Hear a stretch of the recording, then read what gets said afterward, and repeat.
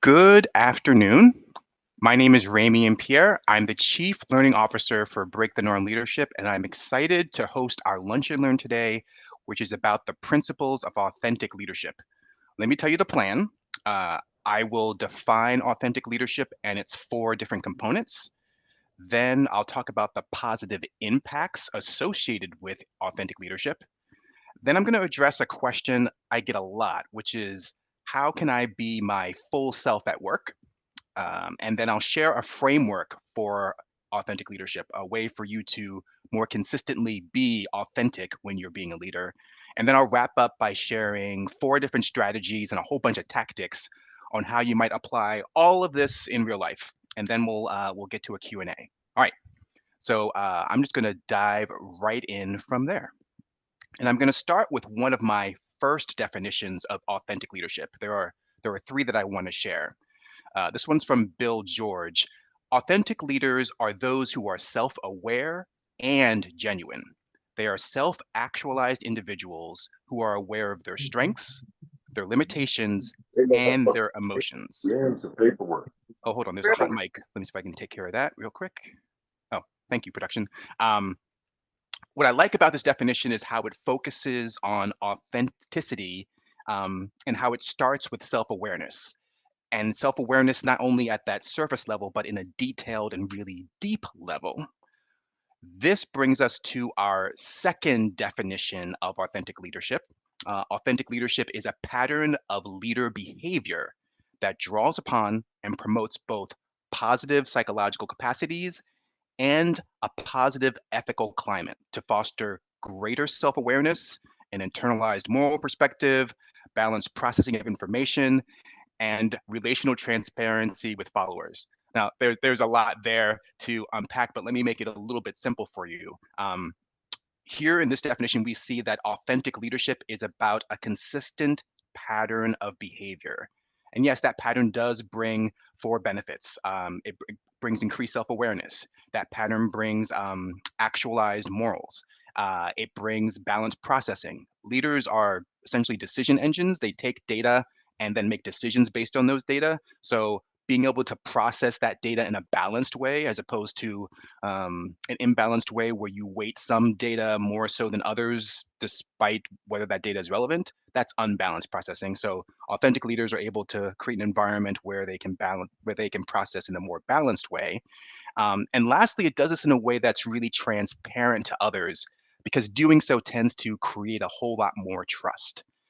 Now, our third and final definition of authentic leadership is probably one of my favorites because it's the simplest. Authentic leadership is leading by being and understanding yourself. Just be yourself and really understand, really know yourself.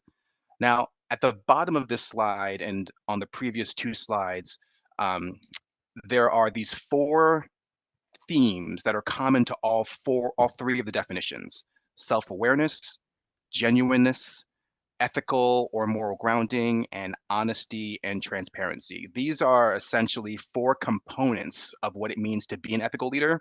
Now, hold on to those for a moment because I will talk about them. But first, I want to talk about the so what about authentic leadership. Like now that we have some sense of how it's defined, like who not who cares, but what's the importance? What's the big deal around authentic leadership? And I want to start with what are some of the positive impacts and some of the negative impacts. Sorry, the positive impacts, pardon, associated with authentic leadership. So there are a number of things on this slide. On the left hand side of the slide, you have these two lists.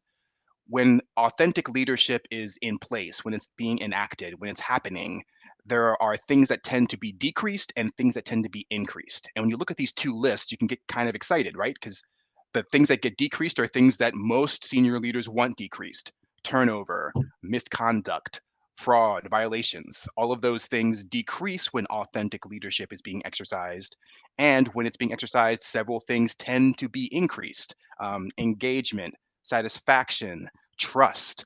And all of those things are things that, generally speaking, that we want. An interesting bottom line right here is that authentic leadership replicates itself. being an authentic leader encourages other people to be authentic and leaders. And this is great because one of the key deliverables every leader should drill into their brain as being incredibly important, despite whatever their job description is that one job of leadership is to create new leaders. Because if you don't do that, then essentially when you leave the environment worse off than it would be otherwise upon your departure. And unless you're planning on living forever or staying at the position forever, it's better to create additional leaders, follow-on leaders, than just to have yourself be the end all and be all to all leadership in an organization. So it's really exciting that authentic leadership actually encourages others to be leaders. Now, let's go back to those four components of authentic leadership I asked you to hold on to: self awareness, genuineness, ethical and moral grounding, and honesty and transparency. I want to talk a little bit more about these in depth. So, self awareness is not as easy as a lot of people um, make it out to be. It's not as easy as one might think because we have multiple aspects to ourselves. We're not just a one note person, we have many notes. For example, when I look at sociology, it talks about how there's an enduring self that is consistent across all contexts, but there's a situated self that is specific to a particular context. The me at work is different from the me at home, is different from the me on vacation, is different from the me on vacation with my family. But all of those are still me. All of those are part of my enduring self. An idea that I'm borrowing from a friend of mine and a colleague is that it's helpful sometimes to think of your identity at any moment as a musical chord. Um, the notes you play. Oh, I'm sorry, Tamara, your mic is hot. Do you mind putting yourself on mute? Um, the notes you play at any particular situation, whether it's a wedding or a birthday party or a work meeting, you'll vary the notes depending on the context. Now, you don't have to buy this idea, but I'm hoping that you'll rent it at least for the course of the next 20 minutes or so as I keep talking. Let's go to genuineness. Staying with our musical metaphor, being genuine means that your leadership self and your private self might be a little bit different, but at least they're in the same musical key, right? So that it's not that they're totally different from one another. In terms of ethical and moral grounding, when I'm talking about ethics, I'm talking about what my community or my environment says about how people should behave. So, sort of like an external view on how I should be, versus morals, which are what I internally and honestly believe how I should act and how other people should act.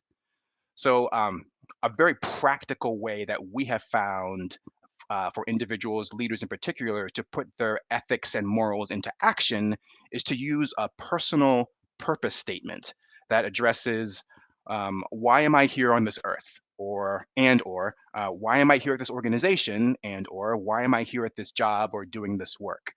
We'll talk more about purpose statements in a few minutes. And then the last component of authentic leadership is honesty and transparency. And there's no guarantee that when a leader is honest and transparent that all their followers will be the same, that they'll reciprocate. But in our experience at Break the Norm Leadership, if a leader plays cards with a closed deck instead of with an open hand, they are almost guaranteed to get that same behavior from the direct reports. So you being transparent and honest doesn't necessarily require others to be transparent and honest, but they'll be much more likely to be transparent and honest if you are first. And remember, since leaders are decision engines, the more you can get other people to share honest and transparent data, the better decisions you can make. All right. Now, vulnerability, when I'm talking about that, it's not the being emotionally vulnerable, sharing your feelings at all times. I spent a lot of time working with engineers, and this is the way I explain vulnerability to them. It's not about feelings, but vulnerability is about taking action when you aren't 100% certain of the outcome. For example, I'm going to treat you a particular way, even when I don't know exactly how you're going to respond, because it requires me to be open to the possibility that things might not go as I want to. And so I am leaving it to you and the universe to respond to me, hopefully in a positive and productive way.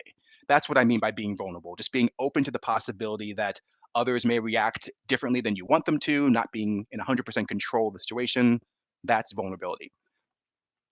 Now, all of these aspects of authentic leadership are a really good segue to a question that I have been asked a lot in my professional career. And the question is, how can I be my full self at work? And the short answer is don't. Don't ever be your full self at work. Now, the helpful answer, the more helpful answer is try and be your best self at work, not your full self. So let me explain using myself as an example. Um, I'm a nice guy, and I'm also a neurotic, overachieving, controlling Virgo with stranger danger. No one other than my husband signed up for that package. The people at my job did not sign up to experience the full Rami and Pierre at every moment. What they signed up for was for me to be the best version of myself that I could be in any given moment. So, using myself as an example, please don't be your full self at work. Do your best to be your best self. All right. Now that we've done that, let me give you a framework to help you clarify what your best self might look like, what your authentic leadership expression might be. Oop, pardon, went a little too far.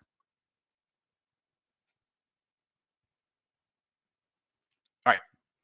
So first, authentic leadership starts with knowing your real self, your true inner self, embodying your personal values, desires, aspirations, and beliefs. So, it, what I really want you to get from here is that you are a real person, and that real person exists, but there's more to you than just your real self. What many of us have to show at work or in different contexts as leaders is our conforming self, the behaviors and attitudes that we adopt to fit into our environment. Sometimes, this says often, but sometimes at the cost of suppressing or modifying your real self. Let me give you an example. I'm a pretty casual clothing sort of guy. But if I were invited to a wedding and decided to go, I would not show up in t-shirts and jeans. I would show up in the suited or more formally dressed version of myself. That would be my conforming self for that situation. Now I would pick colors or styles that fit the real me, but I wouldn't necessarily be the real me in a wedding context. Now, that example might be helpful, but here's where I want you to ultimately land. We really want you to land on an expressed self that is well aligned with your real self, that is consistent with your real self. Again, using the musical analogy, is in the same key as your real self. So, your expressed self is the balanced public persona that results from the interplay between your real self and your conforming self. Where those circles overlap in the Venn diagram, that's your expressed self. All right. Now, hold on to that framework, that just concept of all these different selves and how they work, while I talk a little bit about how to apply these things to your life. Um, and we're going to start with it's important for you to know yourself. I just want, hold on one second. Uh, uh, Beth Duffy, just want to let you know that you have a hot mic, so just be careful on your end. So one way to know yourself is just to get data about yourself. Sometimes that's in the form of maybe a formal assessment like the DISC workplace profile or the Myers-Briggs type indicator or any sort of number of assessments. Sometimes it's from getting data from conversations from people that we recommend, people that you know and who you love and trust. Because sometimes it's easier for other people to see our light, to see our limitations, to see our strengths. It's easier for them to see them than for us to see them. So, getting some data about how you show up will give you some sense of what you're really like. Now, that picture, how you show up, that impact may not be aligned with your intent, but it'll probably give you a good starting point to figure out like who am I really in any given situation. And I mentioned purpose statements earlier. Here's a time where, or a situation where a purpose statement can really help you know your real self. And when I say develop your purpose statement, that verb develop, I use it intentionally. I used to use the phrase identify your purpose, but I'm in the mood in an era where I'm more thinking that Creating purpose statements are more of a creative exercise than an archaeological one or detective one. It's not about finding what your true purpose is, it's about creating it. That's just helpful for me at this point in my life. And two quick exercises that I've seen used that seem to work well in terms of getting people started on creating their purpose statement is the if you could have three careers exercise, just answering the question, if you were guaranteed success, however you define it, and you could have three different careers in your life, what would those three careers be? And what I find more often than not is that there's some sort of underlying purpose or elements of a purpose underneath all three of those careers, like where they overlap. Another exercise that I'm surprised every time how well it seems to work is asking people what did their first job teach them about life? Because the things that upon reflection that we attribute to our first job tend to be aligned or signal pieces of our purpose statement. Another thing that I have found in my personal life works really well is routinely asking myself, getting in the habit of asking myself, what do I want to do now? Because for a lot of my life, I spent a lot of time focused on other people, making sure that they were okay, that they were taken care of, whether that was my students or my clients or my family or my friends. And I didn't really spend a lot of time thinking about myself, what I wanted or I needed. So I literally put stickies around the house, reminding me with the question, what do I want to do now? To remind me to keep asking myself, what is it that I want versus what I think others might want? These are all tactics which might help you I clarify yourself to yourself to really get to know yourself. All right, let me keep going. The second strategy is to know what kind of leader you want to be because there's more than one right way to be a leader for you. For example, on the right hand side of this slide, there are 8 different leadership styles. These are taken from the DISC folks, from the what used to be my favorite 360 assessment, the DISC 363 leadership profile. They've discontinued it to do some other work, but I do find it helpful to think about these 8 different ways the DISC folks identified leaders could show up authentically. Again, the point here is I want to make the point here that I want to make is there's more than one right way to be a leader. Now, I tend to be partial to the affirming and inclusive style of leadership myself. They more overlap with my morals, my purpose, and also my comfort. What I just feel like is natural and easy for me. But showing up as an my authentically affirming or my authentically inclusive leader style may not be the best thing for me in a given situation. It may not be the best thing for my team or even for our work. There might be times where I need to stretch into one of these other 8 styles, for example. Um, and going back to our musical analogy that I made before, um, assuming that all of these 8 styles are in the key of Ramian as a leader, I can play any one of these chords, any one of these 8 leadership styles at any given time. Now, my preference is to play the third and fourth chords on these lists. Think of them as my musical dominant and musical subdominant chords. But at other times, I want to use one or more of the other 6 chords that are in the key of Ramian's leadership. Now, all of that raises the question of how do I or anyone know which chord, which type of leader to be in any given situation? And the short answer is it depends, but a more helpful answer is it depends on 4 different things. It depends on your preferences and your ability. It's really easy for me to be an affirming leader. It's a little more challenging for me to be a resolute leader, but I can do all of those things. And with practice, I'll get better at being a resolute leader. It depends upon your team members' preferences. What kind of leader do they need in that moment? I once was working with a leader who was not clear about why his team wanted him to be so resolute, so clear and directive in his leadership style, because he had a much more natural democratic style. And after talking, we realized that because his organization had gone through a number of reorgs, there had been a reduction in force. People were just feeling nervous and anxious about what is the right way forward, what does the future of this organization look like, and they needed in that moment, that season, maybe even that quarter, they needed a leader who would be clear and definitive at all times. So they didn't want a democratic leader; they wanted a directive leader. So he had to learn to pivot his style in an authentic way for a period of time in order to meet their needs. Now, sometimes the demands of the task or the project will require you to show up in a particular way. Again, using the directive example, um, flight attendants. If I were a flight attendant and there was an emergency, I would not want to use an affirming or inclusive leadership style. I would definitely want to use a more directive style.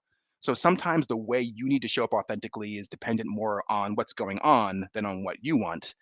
And then the fourth and final factor that will help define what your leadership style should be in any given moment is the organizational culture. Maybe you're in a culture that does not tolerate inclusive leaders, or maybe you're in a culture that doesn't tolerate directive leaders.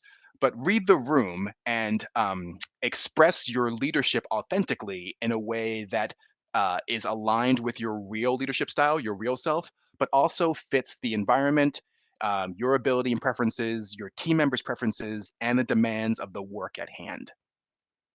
All right, let's go to the third of the strategies is you want to decide how you show up. You want to make it a deliberate choice. And sometimes you even want to announce it.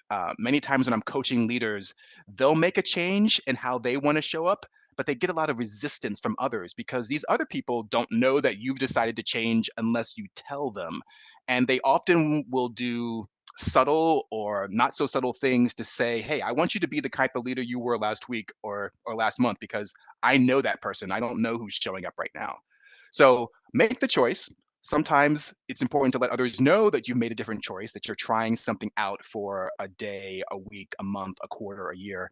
And make sure that it's a choice that you can live with, that feels like it's aligned with your real self. So find that sweet spot between what the environment needs, your conforming leadership style, and your real leadership style, one that's aligned with your identity. Now, making that decision to show up as a particular type of leader isn't the beginning of the process. Sorry, it's not even the end. It's the middle because what you want to do is you want to get feedback about how this is all going, and you want to adjust accordingly because it's not.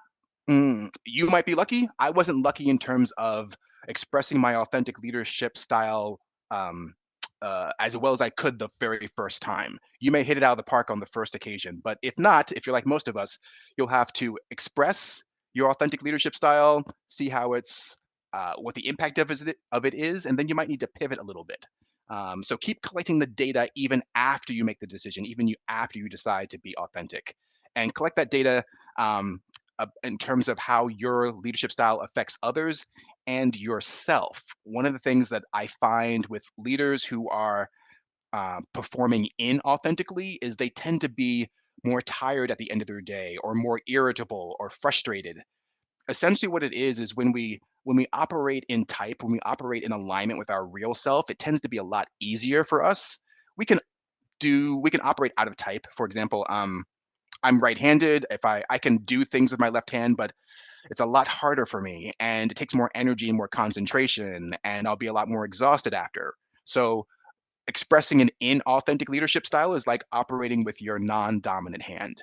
Yes, over time you will get used to it, but at first it may feel really dissatisfying, really exhausting, and that's your clue that you're operating out of type, that you might be a little bit off center from your real self.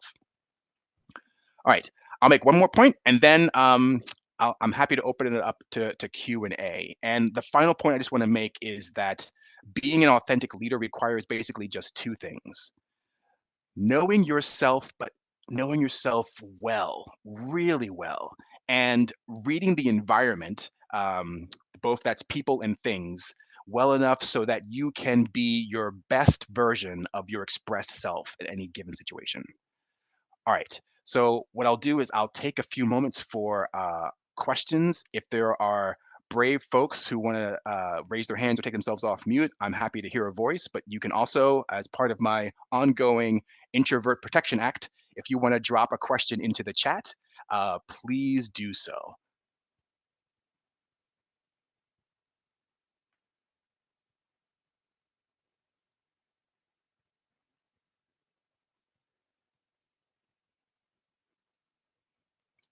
Any questions, or have I stunned you all into silence?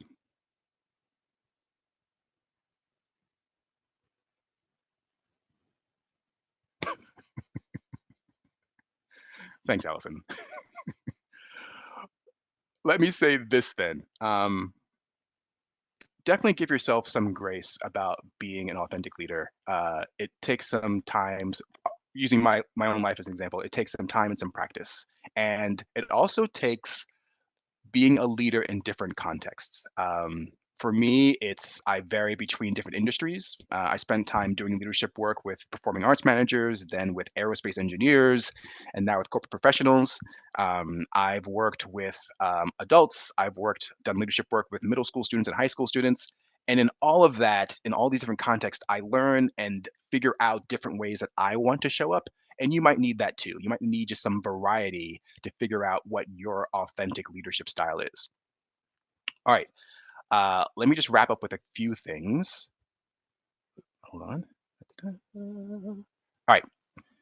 If you want to learn more about break the norm leadership, uh, uh, our work around leadership development, leadership training, you can go to our website. You can use this QR code. You can also, if you have any questions, always email Rachel. She's my handler, and she's also the founder of Break the Norm Leadership. She can help in terms of directing you towards resources or insights or individuals who might be able to help you. And oh, um, I do want to let you know about our next, and actually, I guess it'll be our final lunch and learn of 2024. It'll be December 17th, and we are focusing on managing without micromanaging. And as we wrap up our 2024 Lunch and Learn series, I am excited, and I'll tell you more about it next month, about our 2025 project. These lunch and learns are part of our givebacks. Let's share what we've learned and have been learning from different leaders from different companies with the public at no cost. In 2025, we're instead of doing lunch and learns, we have been and will be doing a series of interviews with leaders. And so we're going to start sharing snippets of other people. So you'll hear less from me, but more from these amazing folks in all sorts of industries, whether it's military, HR, digital design. At this point, we probably have about 6 or 8 of those under our belt, and there'll be more coming. So I'm really excited about what we're calling our industry leadership interviews, our leadership and perspective series. So more information about that next month. All right, folks. I will. Oh, wait, there is a question. Kathy asked, "Can you share the how in transitioning your leadership style from your colleagues? For clarity, how can you become more authentic in a transition style?" I apologize, Kathy. I'm not sure I understand what you mean by transitioning. Um, let me Sure, make I'm off mute to ask my question. Thank you so much awesome. for the lunch and learn. So I was speaking more of when you mentioned how some leaders have to transition their style for their subordinates, maybe. Mhm. So that would be, for me to go from maybe one leadership style to another to that might be uncomfortable. So how to make that transition more authentic, to not seem like I'm kind of faking it until I make it Yeah, in that. yeah. When you said Thank you. uncomfortable, were you talking about uncomfortable for you, uncomfortable for Yes. them, or both? Well, yes, both, because what may be uncomfortable for me is going to likely reflect as uncomfortable to them. Yeah, yeah. All right. The advice I will give is I think some of the best leaders I have, again, it's they play with that open deck. They narrate what they're doing as they do it. And that gives the rest of us a sense of what's happening. So you might say something like this to your team. Team, my leadership style, as you have seen, as you know, those of you who worked with me for a while, is X, Y, and Z. Like I'm very democratic, I'm very affirming. It seems clear to me that that's not working right now. So I'm going to pivot, at least for a time, into a more resolute directive style. And that will feel different for both you and for me. But I think it's what we need to do right now, given, and then you want to pull things from the environment, like whether it's this is what the company needs right now, this is what the work demands right now, or this is what I think is going to get us to our objective, because the goal is to win, to reach the objective. So in terms of making that transition, getting rid of the discomfort may not ever happen, but announcing it and telling people about it, and maybe telling people that it's going to be just for a time, might be some way to help them, you and others, be more comfortable with the discomfort. I hope that helps, Kathy. So be vocal and transparent. Yes, Yes. When in doubt, share more data. All right. We're at the half hour, so I'm going to officially stop us. You are all dismissed to continue with your days. I hope it goes smoothly. And I appreciate you. I hope this has been worth your time and attention. Thank you for joining us today.